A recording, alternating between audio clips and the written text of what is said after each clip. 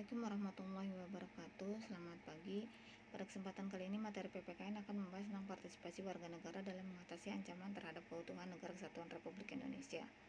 Beberapa hal yang dapat dilakukan warga negara dalam menjaga integrasi nasional antara lain: 1. Meningkatkan pemahaman terhadap Pancasila, baik sebagai dasar negara maupun sebagai pandangan hidup bangsa. 2. Meningkatkan pengetahuan dan keterampilan serta kesehatan sehingga mampu meningkatkan kesejahteraan serta mengurangi ketergantungan dengan bangsa lain. 3. Memahami peraturan perundang-undangan yang berlaku di negara Indonesia. 4.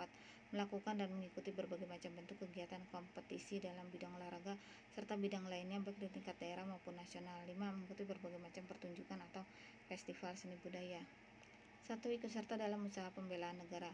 Pembelaan negara adalah upaya mempertahankan, menjaga, atau memelihara negara agar tetap tegak dan jaya atau memiliki ketahanan nasional yang tinggi. Ketahanan nasional artinya kemampuan dan ketangguhan suatu bangsa menghadapi segala macam ancaman, gangguan, tantangan, dan hambatan, baik yang berasal dari dalam negeri maupun dari luar negeri, demi kelangsungan hidup serta kejayaan bangsa dan negara. Undang-Undang RI Nomor 3 Tahun 2002 tentang Pertahanan Negara menjelaskan bahwa jika ancaman itu berupa ancaman militer, maka TNI ditempatkan sebagai komponen utama dan didukung oleh komponen cadangan dan komponen pendukung. Pasal 7 ayat 2. Komponen cadangan terdiri atas warga negara, sumber daya alam, sumber daya buatan, serta sarana dan prasarana nasional yang telah dikerahkan melalui mobilisasi guna memperbesar dan memperkuat komponen utama. Pasal 8 ayat 1.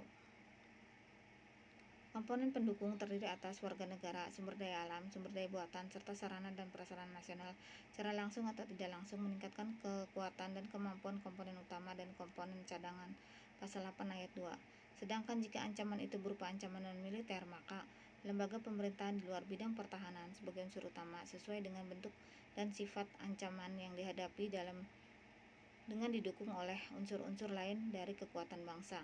Pasal 7 ayat 2. Partisipasi bela negara bagi pelajar dapat diwujudkan dalam kegiatan intrakurikuler, misalnya siswa mengikuti kegiatan belajar mengajar secara tertib, disiplin, patuh pada peraturan sekolah, dan kegiatan ekstrakurikuler PMR, OSIS, Pramuka.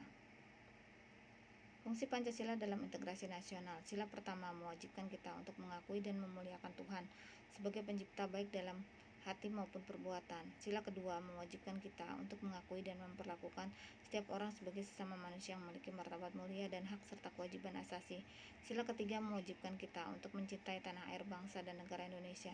Sila keempat mewajibkan kita untuk turut serta dalam kegiatan politik dan pemerintahan sesuai dengan kedudukan masing-masing. Sila kelima mewajibkan kita memberi sumbangan sesuai dengan kemampuan demi mewujudkan kesejahteraan rakyat. Peran pemerintah dan masyarakat dalam mewujudkan integrasi nasional. Peran pemerintah. 1. Pemerintah harus mampu melaksanakan sebuah sistem politik nasional yang dapat mengakomodasikan aspirasi masyarakat yang memiliki kebudayaan yang berbeda-beda.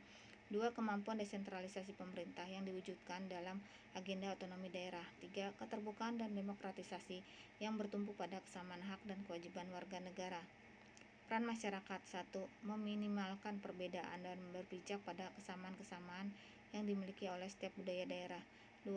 Meminimalkan setiap potensi konflik yang ada. Contoh wujud integrasi nasional: pembangunan Taman Mini Indonesia Indah, sikap toleransi antar umat beragama, dan sikap menghargai dan merasa ikut memiliki kebudayaan daerah lain, bahkan mau mempelajari budaya daerah lain. Sekian dari saya, semoga bermanfaat. Wassalamualaikum warahmatullahi wabarakatuh.